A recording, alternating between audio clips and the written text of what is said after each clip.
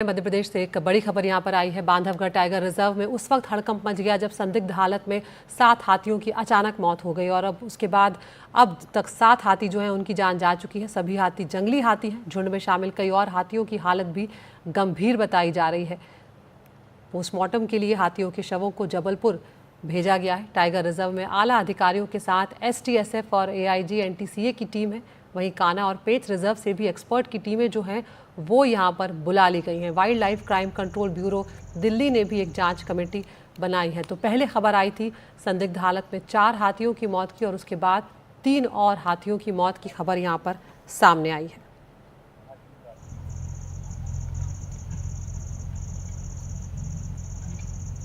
तो Bandhavgarh tiger reserve में अब टीमें जो हैं वो पहुंच रही हैं। आप डॉग स्क्वाड भी देख रहे हैं यहाँ पर, ताकि हर पहलू की जांच यहाँ पर की जा रही है कि आखिर हाथियों की मौत की वजह यहाँ पर क्या है।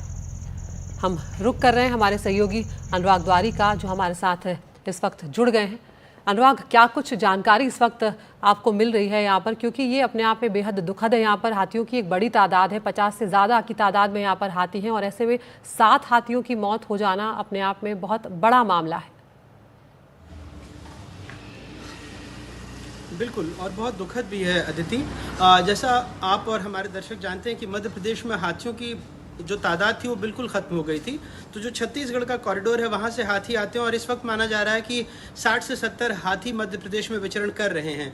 13 हाथियों का ये झुंड था और 29 तारीख की दोपहर को जब रेगुलर पेट्रोलिंग पर वन विभाग की टीम निकली थी तब उन्हें 4 हाथी मृत दिखे। और ये जैसा हमें बताया गया है, सलखनिया बीट है खितौली और पौतौर रेंज के बीच में, वहाँ पर इन हाथियों को देखा गया और 5 हाथी ज़मीन पर पड़े हुए थे, जिसमें से और जो 3 हाथी हैं उनकी दुखद मौत हो गई है। इसमें एक मादा भी थी और एक नर था और 3 मादा थीं। और जैसा हमें बताया गया कि STSF जबलपुर और भोपाल की जो टीमें हैं वो भी वहाँ पर पहुँच गई हैं। जो टाइगर स्ट्राइक फोर्स है उसकी टीमें भी पहुँच गई हैं।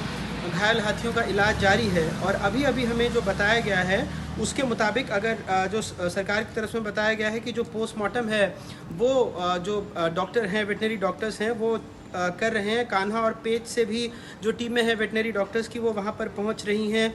STSF की जो टीम है, जैसा आपने बताया कि डॉग स्क्वाड के साथ वो वहाँ पर पहुँच गई हैं। जो NTSA और जो wild life crime control bureau है इसकी टीमें भी वहाँ पर पहुँच गई हैं। एक राज्य स्तरीय टीम बनाई गई है ताकि इस पूरे मामले की छानबीन की जा सके। अभी तक एक हाथी पूरी तरह से ठीक हो चुका है।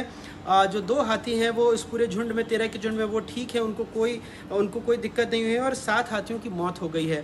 तो अपने आप में एक बेहद चौंकाने वाला मामला, बेहद गंभीर मामला है। सूत्र बता रहे हैं कि एक दिन पहले उन्होंने कुछ किसानों के खेतों में नुकसान पहुंचाया था और कुछ किसानों ने अपनी फसल में कीटनाशक डालकर रखा हुआ था। हो सकता है, आशंका यही है कि वो फसल खाने के बाद इन हाथियों की मौत हुई हो। लेकिन जो भी बात है, अब इस पर पूरी जांच की जाएगी और उसके बाद ही किस निष्कर्ष पर पहुंचा जा सकेगा। प्राथमिक तौर पर ये जानकारी निकलकर सामने आ रही है कि हो सकता है कि जिन फसलों पर कीटनाशकों का छिड़काव हुआ था उनके खाने से ये हादसा हुआ है। बहुत बहुत शुक्रिया अनुराग इस तमाम जानकारी के लिए। तो जिस तरह से अनुराग बता रहे हैं कि अब उम्मीद की जा रही है कि और हाथियों की मौत का आंकड़ा जो है वो तादाद और ना बढ़े और जल्द से जल्द कोशिश की जा रही है कि जो हाथी अभी बीमार हैं उन्हें बेहतर उपचार उपलब्ध करवाया जाए।